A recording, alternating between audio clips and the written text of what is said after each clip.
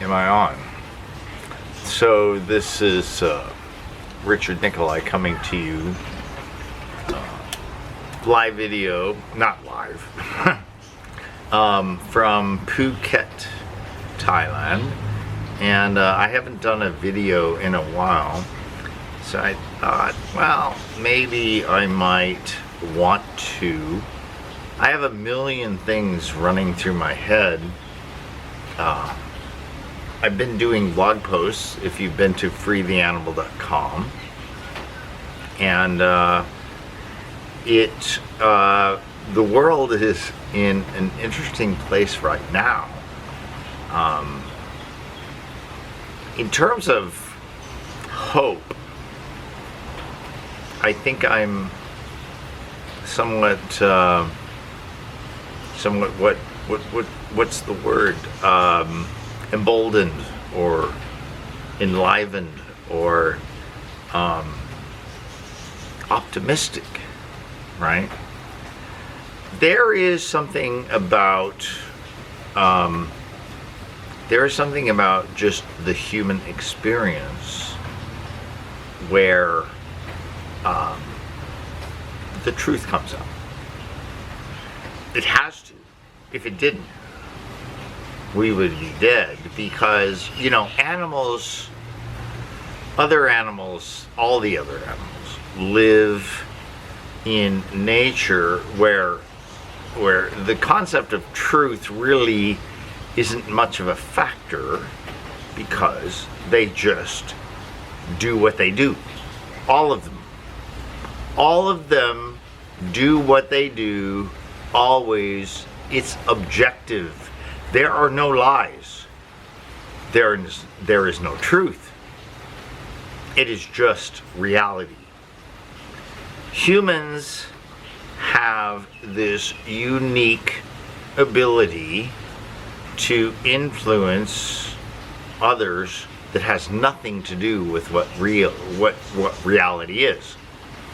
I mean, we have gone to a point in this human experience where there can be a fire right next to you burning down the building, and someone and if they are influential and they have authority, can tell you, oh, there's nothing to worry about, and you will be a sheep. That is what we are living in right now. We're seeing it, right?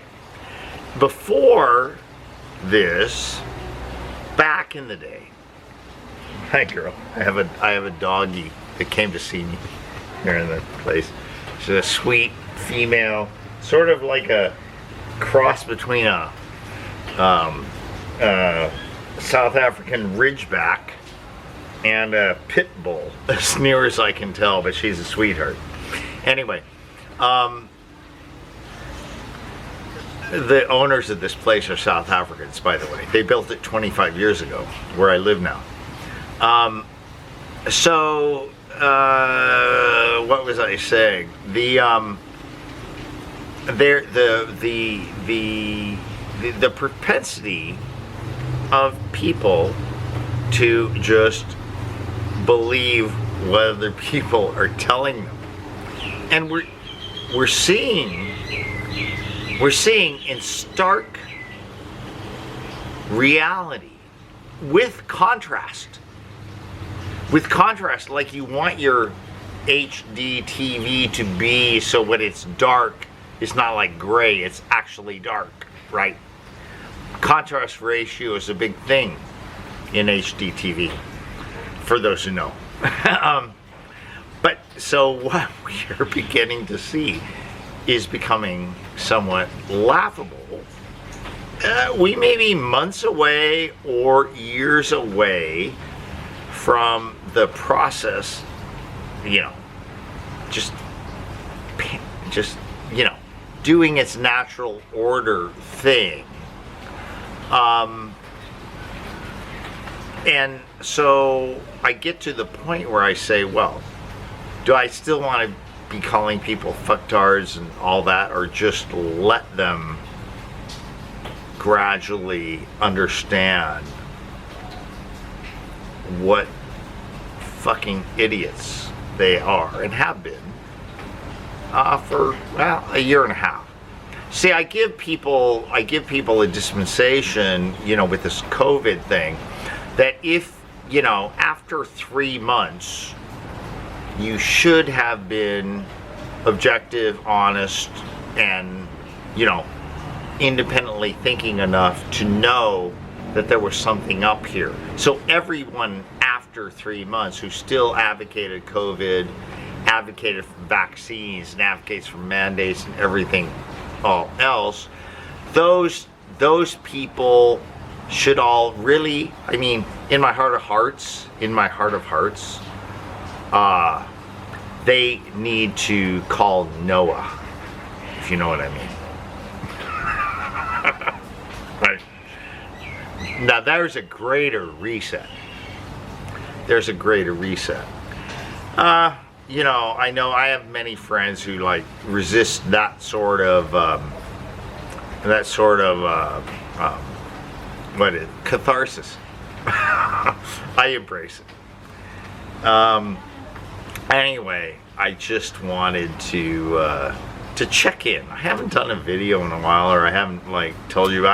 I've been writing, and I'm very, very. You have no idea how conflicted I am. It's like, should I write public posts? Should I write it for free members? Should I write it for paid only? Or how do I do a mix? And how do I intersperse?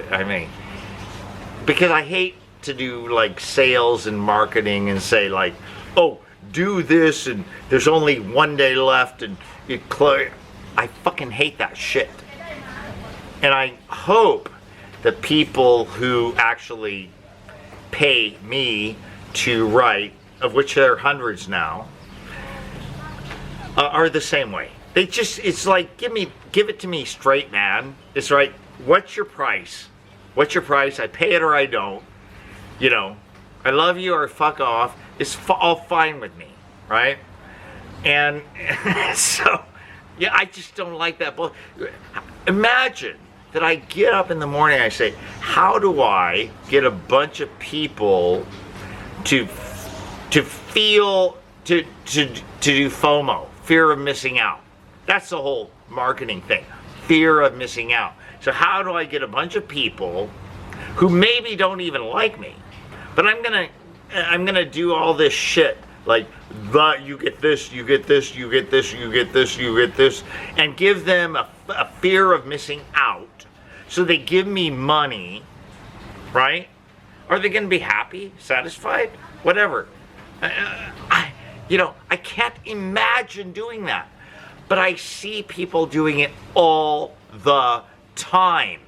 Even people I sort of respect, but I lose respect when I see this. It's like, oh, well, here's the game. It's like just another version of game, right? I'm gaming you. Look, I want to get up in the morning. I want to read my email. People send me shit. I look through that. Turn on TV. And I do now. I actually go, I look at Fox News, which is the YouTube channel is a good source. And I look at things, and I see if something corresponds with the email that gets me some measure of passion. And I'm like, yeah, I gotta write about it. Just this morning. Yeah, here's the funniest thing. I'm gonna mention Tim Steele. You may not know him if you're watching this, but him and I were collaborators going back, nearly 10 years now.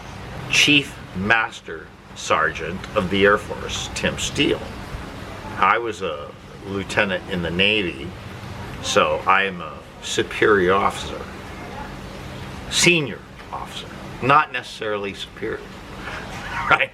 So anyway, but Tim has always had this ability to get me to push a button. So he puts a comment on a post that I did yesterday, and boom, I was off and going. It's about these Nazis who did the study that say that vitamin D and vitamin K2, which I blogged about originally since about 2008, and I always take D3 and K2 if I supplement in conjunction. Otherwise, I'm here in Thailand and I just get the sun, and it's raining right now. I might be moving. Oh, and just one final note, right? So I moved because there's various reasons, but anyway, I moved, and 10 kilometers away. 10 kilometers. What I did not realize is there is a microclimate here, which anyone who has been to Maui and done the road to Hana will know of. So I live in a place that's like the road to Hana, right? Whereas 10 kilometers away in Rawai, it's dry and sunny. Big mistake on my part. I learned, well, I didn't learn about, I knew about microclimates already, but I didn't get this. So anyway, my girlfriend Yui, out in Seascat, she's gonna come visit soon. She's like, I don't like your room, I don't like your place. I'm like, okay, you never like my room, never, well, not almost, not every time, but okay, you don't like it, you find me another. So she found me one at a good price. Have a Thai girl. You know, if she's complaining, okay, you do it. All right. So there's my thing, and also I'm gonna be doing a post on testosterone, but indulge me for 1 minute. I've been looking at this and studying. I've wanted to do this series on testosterone because mine increased 40% after I came to Thailand. But I can't tell you why. I don't want to fool myself, and there's so many confounding variables, and it becomes a chicken and an egg thing. So, for instance, I'll just give you one. So, is a lack of libido, like a desire to have sex, a result of diminished testosterone, result of age, or Occam's razor? Is it because you're a man, you can't help what you desire, and you are not with somebody that makes your dick hard? I mean, how do I put it any more honestly or effectively, right? So you can't shame someone into getting a hard dick, right? So what I wonder about in my increase in testosterone is I was 59 when I came here, and now I'm 60, but you know, I started going out with hot chicks under 30, and all of a sudden, I have a libido, a hard dick, and higher testosterone by 40%.